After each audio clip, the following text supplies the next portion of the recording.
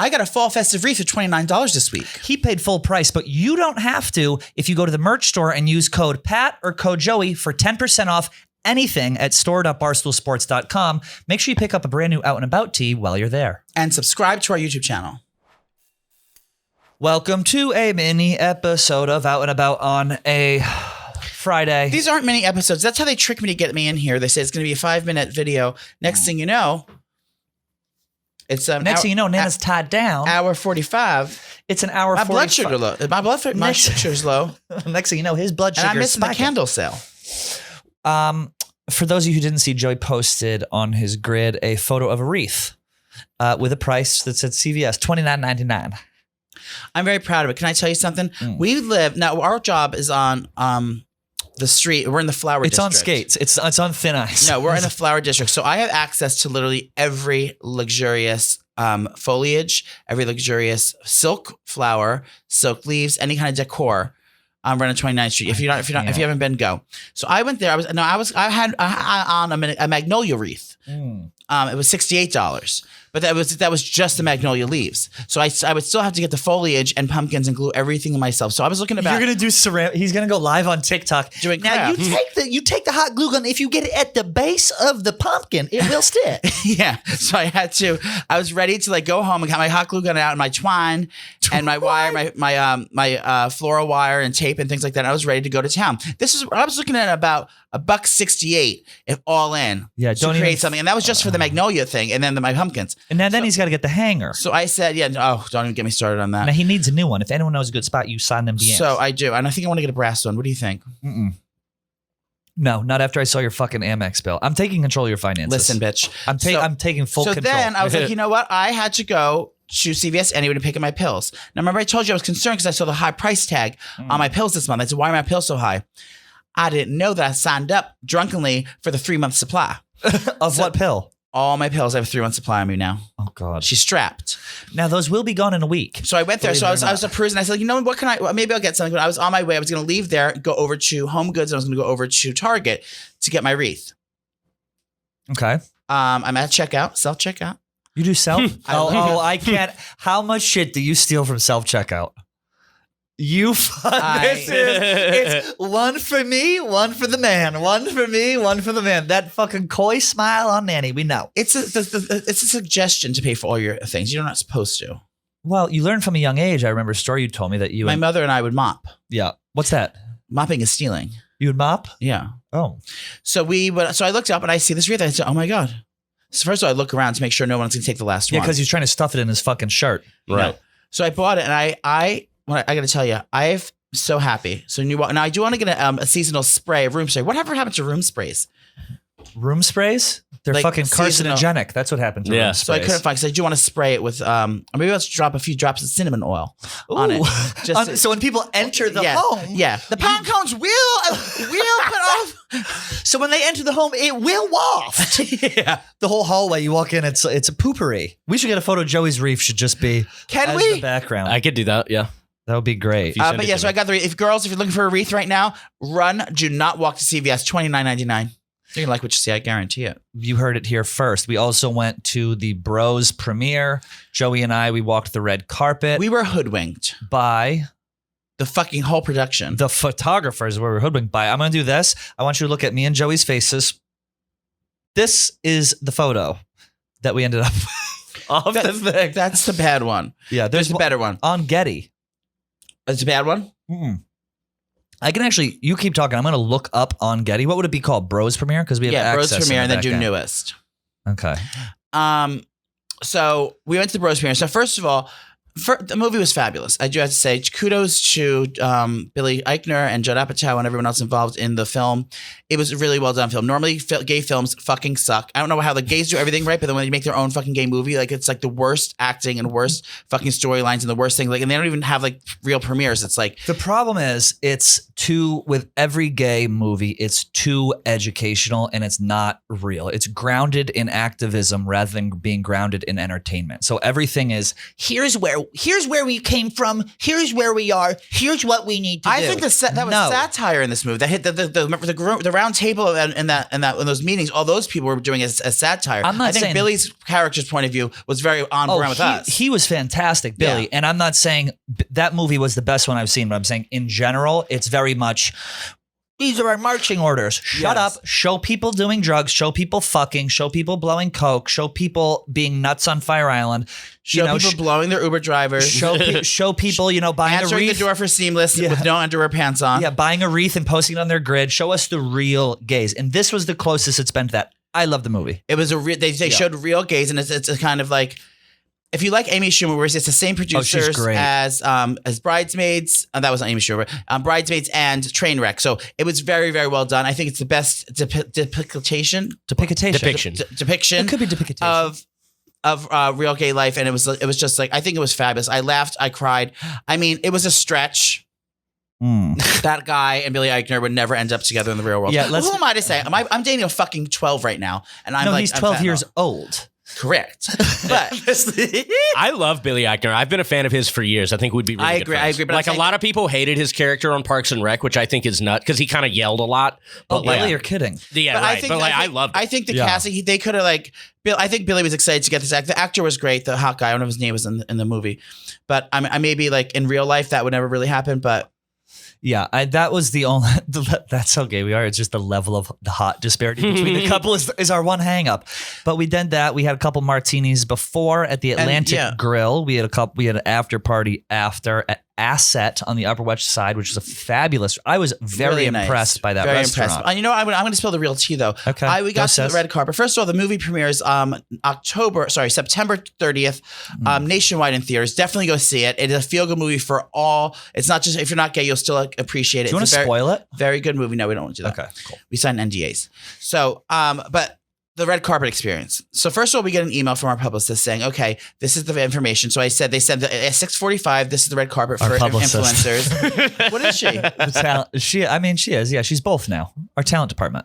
We have publicists, we have agents, we have lawyers. We have it all. We're backed by Barstool. Continue. So she reaches out and says, okay, there's at 6:45 is the red carpet for this, and talent is at 7:45. So I said to her, are we talent or her influencers? And she goes, you're influencers, babe. It's like talent is just for the cast. I said, okay, understood. So I was like, I thought the red carpet was segregated. I understand how it works. So we do the red carpet, and then we get out. Well, that's why he went, because it was segregated. Yeah. So then we go to the movie, get into the movie, and then we're going to the theater. Like, what's your ticket say? We go into there's 2 theaters. So which one are we going to? We just thought it was one was a higher level, one was like an upper deck, one was lower deck, whatever it was. I said we're probably on the lower deck, which we were. And we get in there, and I'm like realizing, looking around, none of the cast is there, and it's like so there was 2 theaters: the theaters for the cast and the real celebrities, and then a theater for us. And unfortunately, the segregation did not stop there. It was the tree at this fucking. If I saw another fucking bolero jacket or kimono, I was gonna fucking kill myself. I saw there was the highest concentration of caftans anywhere on earth at this premiere. Believe it or not. Yeah, it was absolutely incredible. It was pure and we joined the. There movement. was drag queens. There's Jay Alexander with a beard painted on so stunningly. With a fine pencil, it was great. Fine tooth comb. So we get there. So okay, whatever.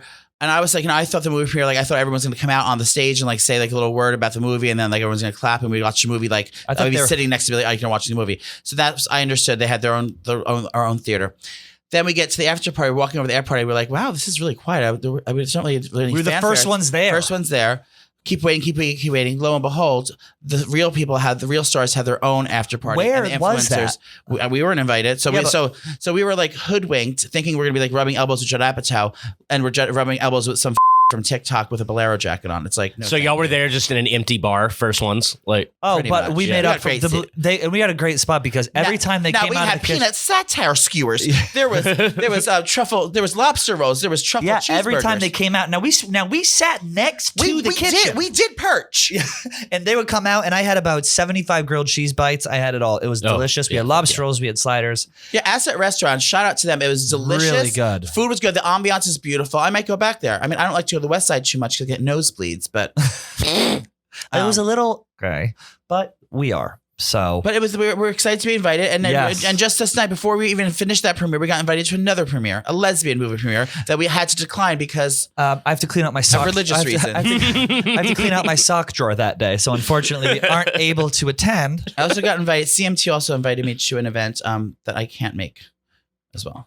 I was also invited Country to one music. that I can't make too. Which one was it? It was the Grammys. I don't know if you heard of it. It's like it's like CMT is It's here. where a bunch Grammys of are grandmothers kind of get here. together and knit. No, and you're the lead grandma, dear. Yeah. Now we'll be quilting. He'll do ceramics. Now he's got a ceramic pigeon that he's been working on for ages. Okay. I just fired it in the kiln. Imagine. We get a kiln. We have our meeting at Upfronts. They go, now what are your sponsors? Now we want a kiln sponsor. Yeah. We want ceramics and wreaths. We want to start Will selling you home start doing arts apparel. and crafts with me? I would actually love to. I'm rooted. I told you before. What did you do when you were a boy? You played sports. I signed up for class at the Crafty Kitchen. I would Shout out to the Crafty Kitchen in Union, New Jersey in the 1980s. If you were there, it was a time to be alive. Joey, I would do fucking gymnastics and go and paint fucking ceramics. I'm not all as straight as I may seem. You didn't play sports growing up? No, I Like, at all? did, but like Okay. I loved the other things much more. Right. I just had to bury them But away you- because being gay is inherently wrong. Were you a good athlete though growing up? You had to been. I was decent. I was okay. Yeah. I mean, I She was a peaked- gazelle. I peaked in my athleticism probably around 22 to 25 because I really Right after she grew- bought him for the first time. Right after I bought him for the first time because I was running from the dick. Yeah.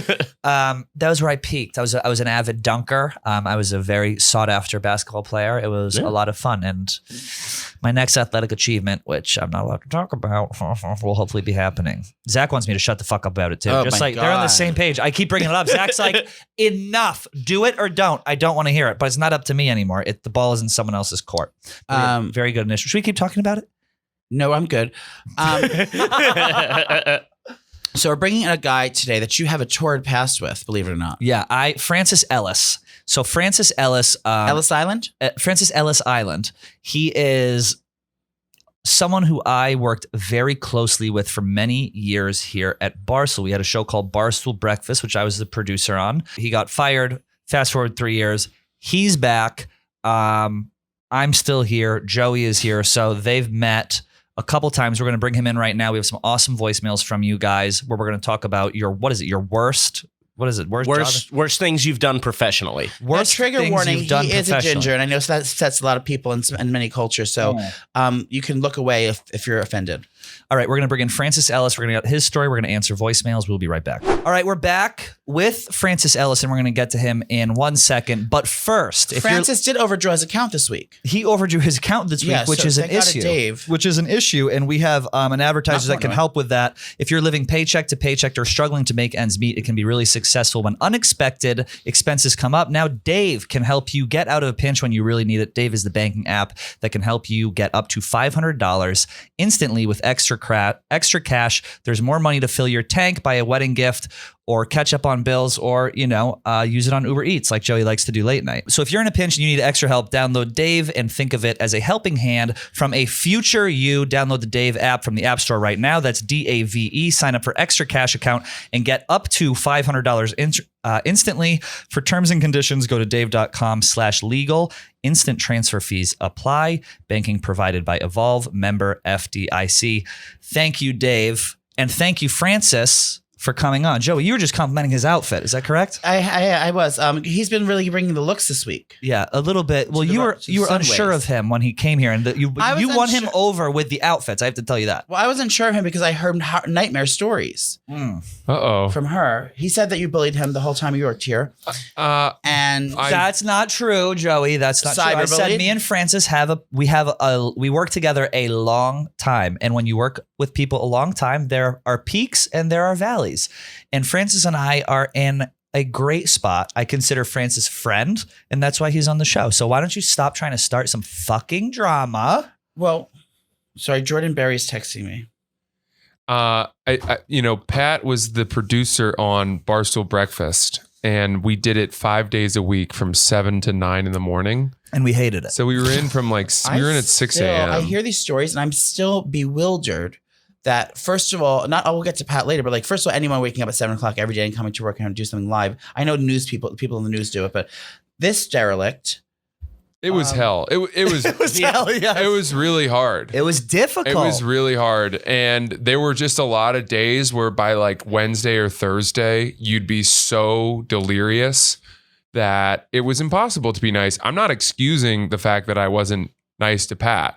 I don't know why I wasn't that nice. Sometimes I think that there were moments where I got the sense that Pat was trying to stir the pot. He really enjoyed Me? yeah. It's what I do, my dear. He really enjoyed Was it Adderall addiction? Stirring the pot? Get in line.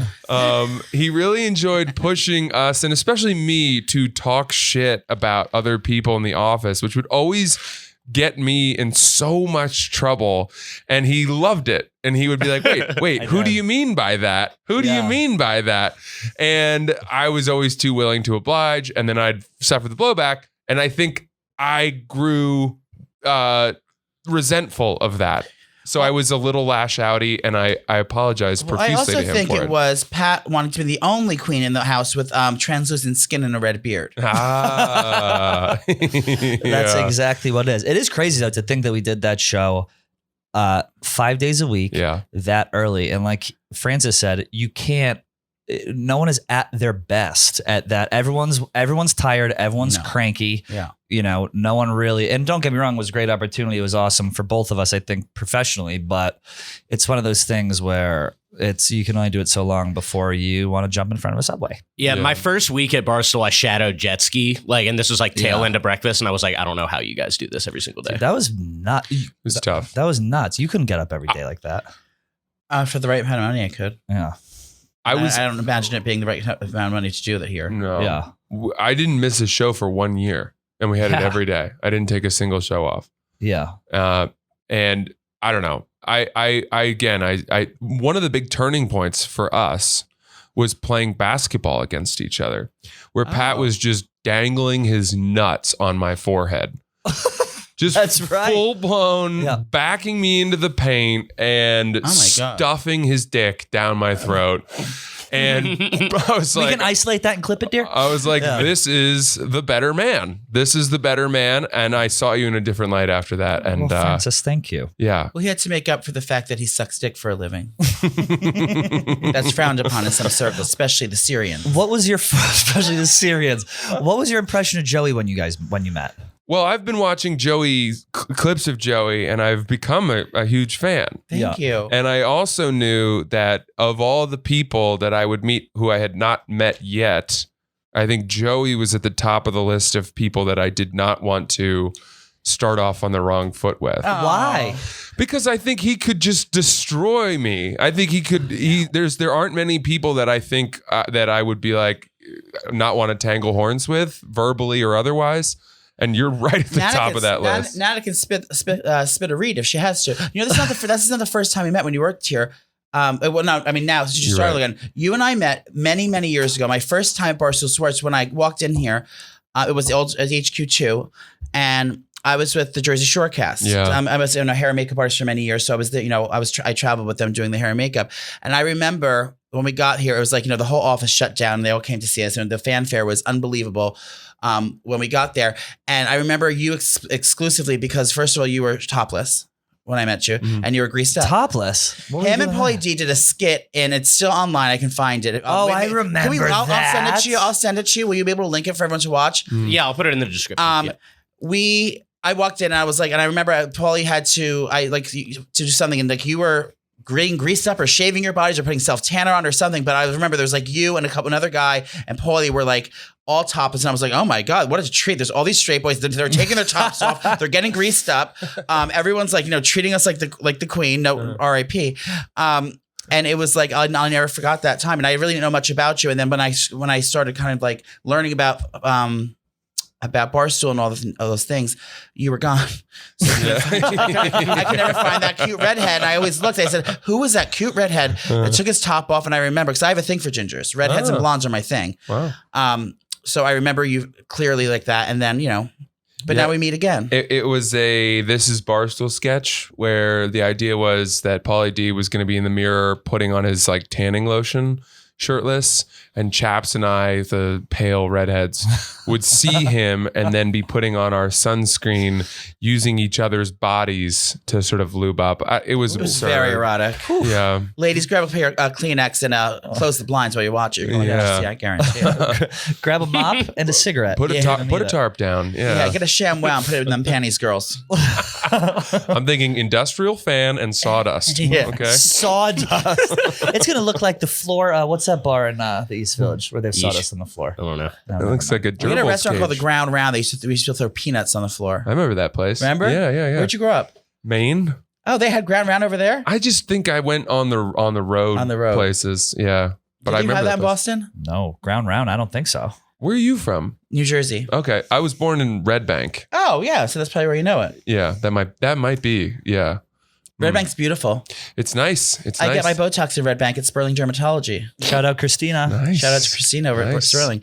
She's the Great best. restaurants over there too. How do you feel about men doing Botox? Oh, I love It's it. great. Let me ask you guys this though: don't you think that there is something nice about the weathered, grizzled man look? Oh, a absolutely. craggy brow. No, absolutely. Craggy brow. Yeah. And I don't condone like looking like Chaz Dean, which is like pumped up. Don't Like, give it away. Don't give plumped that up away. queen. Like, but I think just a little maintenance. Like Pat and I both have it, and Yes. his wore off. I got fucking hot dogs. I got Botox Sperling Dermatology in it. Have you ever had it? No. It's Feidelberg so got it on our bizarre. show. Hmm. Feidelberg got it. Like after a week, your whole face freezes more and more every day. Hmm. So you can't move it at all. But I got hot dogs, 11s, this. If we got her to come back, would you do a treatment? I don't think he doesn't so. he needs it. I kind of, I don't know that I would. You don't need it. You are tight and taut. Okay. How old are you? Here we go. I'm Here we go. 33. Well, I'm 10 years your senior, and Jeez, you look good. thank you. That's because I do. That's the filler and little the Botox, maintenance, dear. Just filler maintenance, Botox here and there, and I think it's a great way because, like, men. I still think that men aren't comfortable with wearing makeup. Nor do I think men should be wearing makeup. If you have a goiter on your face, like a big pimple or something, cover it up. But I don't think men should be wearing foundation every day. This has to be a joke. You matched your makeup to Dave's suit at Upfronts. I'm not. I'm different. He walked by, he goes, terracotta, I'm Mr. Portnoy. No, I'm a celebrity. It's different. Okay. I'm a celebrity on television, so it's different. But it's part of my job. But no, I'm saying, like, I don't think everyone should, but I think it's a way that a man can feel refreshed all day without having to be like a cosmetic thing. It's something you go in and it's maintenance. Everyone wants to feel, awake and it's more feeling awake and not tired and looking, ugly. So I think Botox is the one thing that cosmetically, the lip injections on a man should be fucking banned in all 60 states. You And got them. I never had lip injections. You got filler. I had cheek filler. Okay. Lip injections on a man is never a good idea. It's always clockable. And Oh, you it's do like, you do plumper on your lips. You don't do. now I wear a lip plumper. It's Yeah. called lip injection by Too Faced It'll Cosmetics. swell up like a rattlesnake. Believe it or not. But no, you look really good. Oh, thank you. I have to be. One thing I've had going for me is that my whole life I've had very fair skin. So I've been on the sunscreen game long before people knew. Papa free. What are we using? I mean, my life, it's been a fucking litany of different things. I've got some good stuff now, some mineral sunscreen. Yeah, sunscreen is the best thing to do. If you're going to tan, don't do your face because it's one thing that'll make you look old. But I think like you're smart enough to recognize that sunscreen will save you in the long run. 100%. I just want to be tan now. I want to be hot now. I don't Yeah. care what I look like, which is a terrible way to think about it. By the way, there was a nightmare moment when the Jersey Shore cast came in What happened? all those years ago. We were all walking around on that second floor, sort of meeting people. And I hadn't seen the cast in a couple of years because I'd loved the first 2 or 3 seasons or whatever. And then they hadn't done a season in a long time. Yeah. And I turned around and there was Snooki. And I went, Jay, wow, I'm a big fan. No. And she goes, I'm Snooki, and walked away That's and my was best friend. mad. And I felt horrible. I wasn't trying. I just No. She probably had a Pinot Grigio and forgot all about it.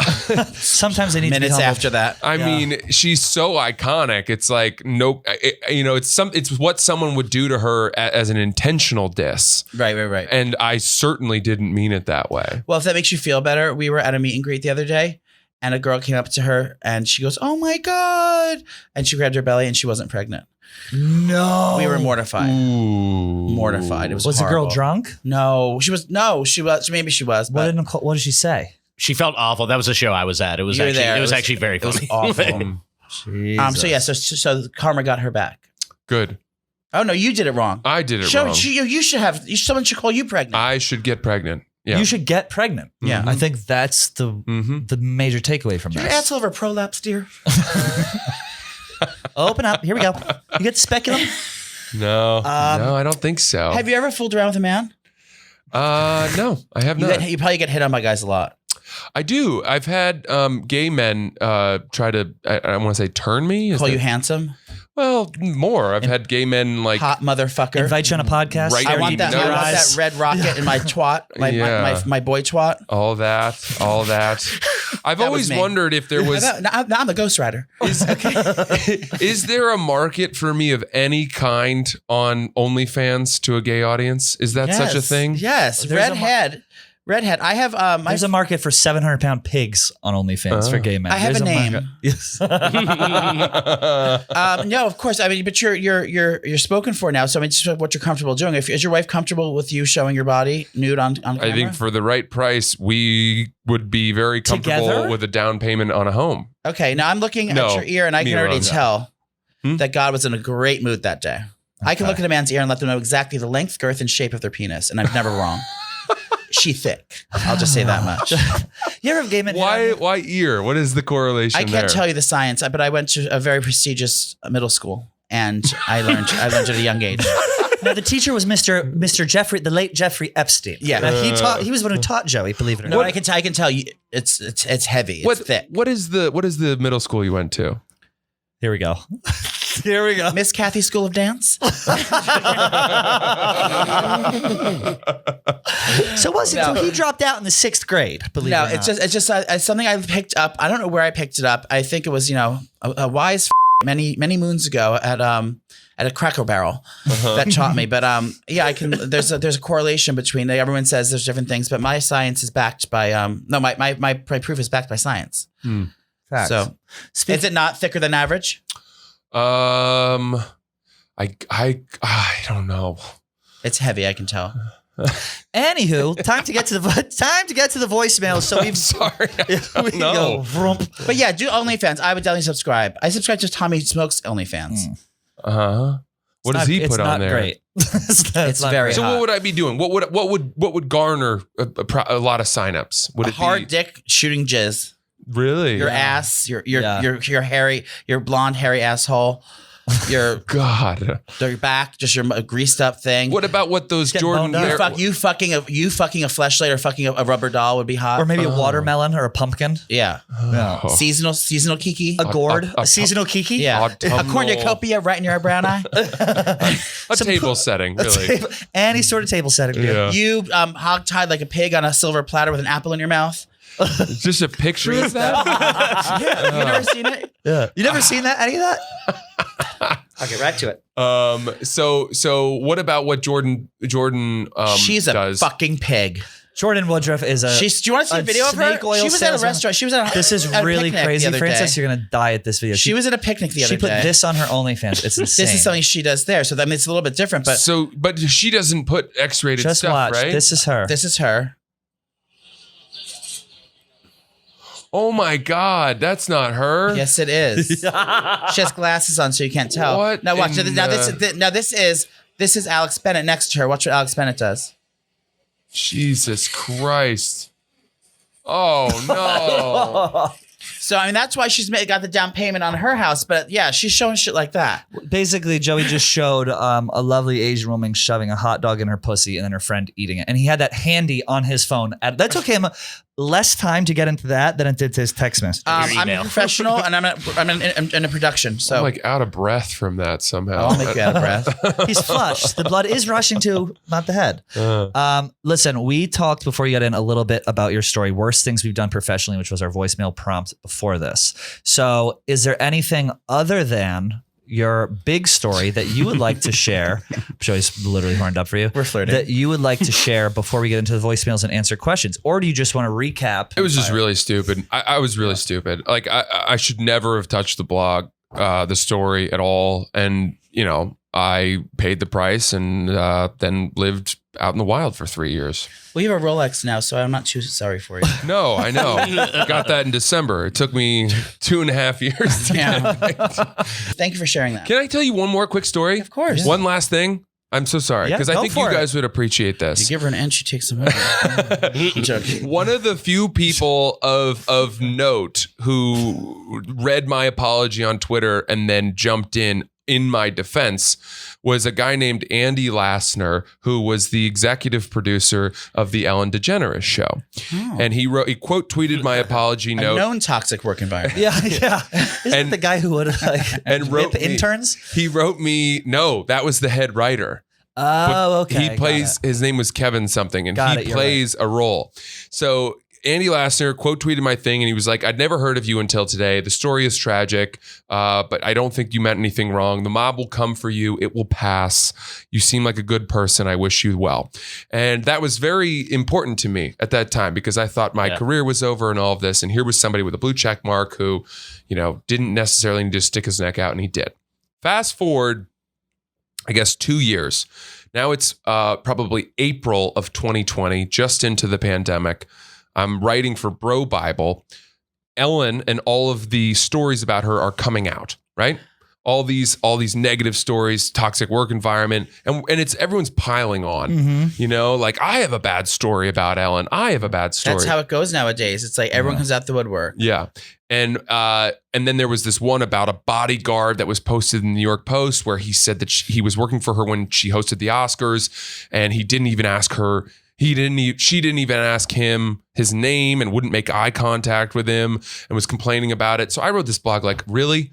Are we fucking bodyguards are sad that the people who have hired them aren't holding their hand? What kind of a pussy bodyguard is that? This is why you need to hire bodyguards from Israel, like, yada, yada. And then I also just sort of went down the list of like kind of defending Ellen in like a mock angry tone, but also being like, this is fucking pathetic. Who cares? Yeah. That night, Andy Lassner DMs me on Twitter. He goes, Ellen read your blog. Oh. It meant a lot to her. Everyone's been coming to her. She doesn't at her. She thought you were a lesbian. Yeah. Give me your phone number. She wants to call you. Stop it. But hold on. But you need to pretend like I didn't tell you because she wants it to be a surprise. I give him my phone number. The next morning, I'm telling you, I'm in a cabin in Maine, like a wood cabin in remote Maine. He's approaching the stool. The rope is fastened. Yeah. It's like no end in sight, fucking world's over. I get a call from it says unknown number. I pick it up. I go, hello? Someone goes, is this Francis? I go, it is. And she goes, this is Ellen DeGeneres. And I talked to Ellen DeGeneres for half an hour about how to cope with internet hate. You're kidding me. True story. Have you ever told this? I have on my podcast, and but it was like a long time ago. And then at the end of the conversation, she was like, "I just don't understand. I've worked my whole career to like make people like me, and I don't know why all of a sudden it's flipped so much." And I was like, "Ellen, people are just bored. Okay, the internet is bored. They're coming for you." And she goes, "This is exactly like your writing. I don't know how you thought like this well. You think so well and you write well." She goes, "What do you do?" And I was like, "Well, I'm a comic. She was like, "Well, let's see if we can find a place for you here at Ellen." And she goes, "Would you be interested in writing for the show?" And I was like, "Absolutely." So she's like, "All right, I'm going to connect you with my head writer." The next night, he called and left me a long voicemail. Gay man, right? His name's Kevin something. I can't remember. I called him back. He and I talked for like 45 minutes. He was like, look, there's two options. You could potentially do something with Ellen Tube, which is her digital platform. Right. She's also doing something with this game show, or, potentially become a writer on staff. But like that would mean moving to LA. It's a full-time commitment. It is a family, lovely life. But like some people who do stand-up aren't necessarily into that. I was like, cool, let me think about it. 3 days later, that guy got Me Too'd to the moon. Yeah, I remember that. To the moon. Wrote about it. I wrote about Kissing the necks of male interns, like taking guys into cars and telling them to be silent. And then he got fired, and that was the end of any connection. He dodged a bullet. He was about to be groomed. Yes. He goes, give me this impressionable Maine boy with that fair skin. Get him out here. What a story. That's incredible. That Ellen was my brief dance with Ellen DeGeneres. Oh my God. But I will say, getting that phone call from her, I've had a couple career like highlights. As soon as we hung up, I got off the phone and I ran down to where my now wife was working, and I was like screaming with joy.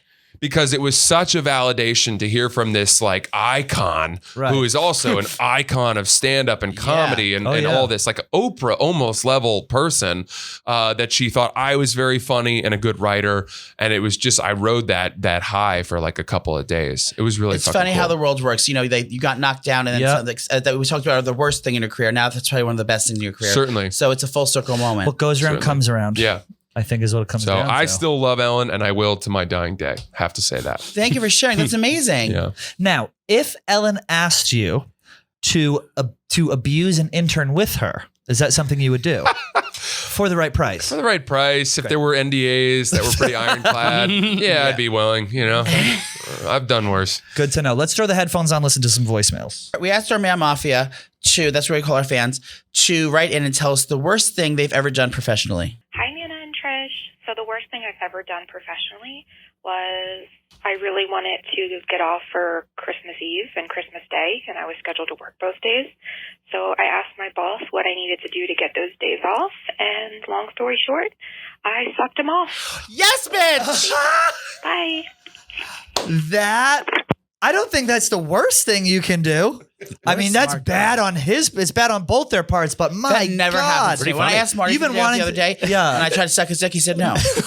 Yeah. This is bad. That's I mean, do you know why this is bad? Why? Because if you hear a story like that, then you think, oh, that does happen where it's not, it's, I hate to say consensual, but like both sides are willing participants. Yeah. There's a power dynamic for sure. Yeah. Joe, now would you suck someone off to get the day off? I would suck someone off just because I wanted to. But yeah, I would. That's up there. I mean, good for her. What was her name? Fucking slut.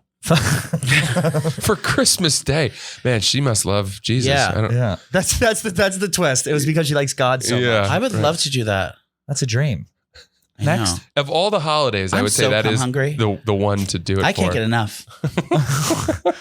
So this is my professional confession. So I am a teacher, and I'm a fucking damn good teacher. However, one night I went on a massive bender, and I did not sleep, and it was about 6:30 a.m. I had to go to work. I could not miss school. Something was going on that day. Anyways, I may or may not have driven to work and did a few pick-me-up key bumps on my way to school. Bitch! And then a few more Yes! in the bathroom. Anyway, that is my I confession. fucking We have love never had this it. level of professionalism, number one, on your part. Dedication to the job, number two. These calls are fucking gold. I cannot. This is what we want when we get calls. Oh. This is your story. The same thing with a bender. He lost the biggest job of his life because he went out on a bender. Tell it. I went on a bender. I got called. I had a big photo shoot the next day. I was up all night partying and wilding out, and I knew I had to be. And I got to a point where I was like, oh my god, this is gonna be bad. And then I took a bunch of Xanax and I passed out. And I didn't wake up until 2 hours since I was supposed to be there. I'm getting phone calls blown up. Like, where are you? Where are you? Like freaking out. It was a big job for a photo shoot for a big TV show. And I was like, there's no way I can go in and say anything. So I waited for a couple more hours until I knew that it was no chance of me going in because I was already in bed. I was like, I'm not getting up and doing this. So I had to make this big elaborate story up. I got in an accident and I didn't have my phone and I was in the hospital and I had no access to anything. I'm so sorry, but it was literally I felt like such a piece of shit the next day. And I literally had to hide under my phone, and turn my phone off because I was mortified. Oh my God. I should have just done more bumps and went to the job. Imagine being the 6th grade teacher. Oh, Mrs. Apple is extra peppy today. Yeah. She goes to the bathroom 6 times. And She's comes taking back. a lot of shits. Yeah, she's writing in cursive on the board. Yeah, she's Really taking a lot twisting of her shit. jaw back and forth a lot. Oh my God. Yeah, she's supposed to be teaching us I before E except after C, but then she went into this whole thing about how 9/11 was an inside job. Yeah. And She's rambling on, telling a story 30 times to the students. Instead of My Country 'Tis of Thee, she played Gasolina for the class. Yeah. and then told us about how her husband's a piece of shit. And we're 11, and it's it just felt early. I don't know. Oh God. Oh my God. I worked at a job where I hated my manager. And one night, my coworker and I decided to have sex on this manager's desk. And instead of climaxing inside or on my coworker, I decided to pull out and climax all over the manila folders and memorandums of my manager. Hot. That If I woke up and I got to work and there's jizz all over my desk, I would be like licking it up like a crime scene. God. These are great confessions. Is that it? Or do we have one more? I can squeeze one more out of here. All right, we'll do one. I more, want then to we'll squeeze go one out too. Sitting next to this hot guy and hearing all these stories of jizz on manila folders. Now it's got work. Now she's worked up. Hey, bitches. Calling from San Diego. The worst thing I ever did professionally, it was probably when I was like 19. I was working seasonally at Sephora, and they had these perfume gift boxes where it came with a bunch of different samples. And then inside of the box was a certificate for you to come back and redeem whichever of the samples you liked the most for a full-size bottle. And I was stealing the certificates out the gift boxes and putting them back on the shelves and keeping them for myself and coming back and redeeming full-size bottles of perfume for free. I already accepted my place in hell. It is what it is. It is what it is, babe. That's not nearly as bad as anything we heard today. But that's Just stealing. Just stealing. Yeah. I would sometimes go into the CVS and the hair color aisle, and I would switch the color from the blonde to the black. And I put like black hair color in the blonde hair color, and the blonde hair color in the black hair color, because like no one really pays attention. But that was probably a special place in hell I'm going to go as well. Just to get your rocks off. That's what you do. You'd fuck with the ladies. Watch the world burn. Yeah, this woman goes to dye her hair. She thinks it's blonde. It's jet black, and Nana's there smoking a cigarette, watching the world burn. Yeah, outside. That's it for this one. Francis, thank you for coming on. Thank you guys. This was a lot of fun. You guys are awesome. Oops, the podcast. Hell yeah. Follow that everywhere you get podcasts, and we'll see you guys next week. Bye.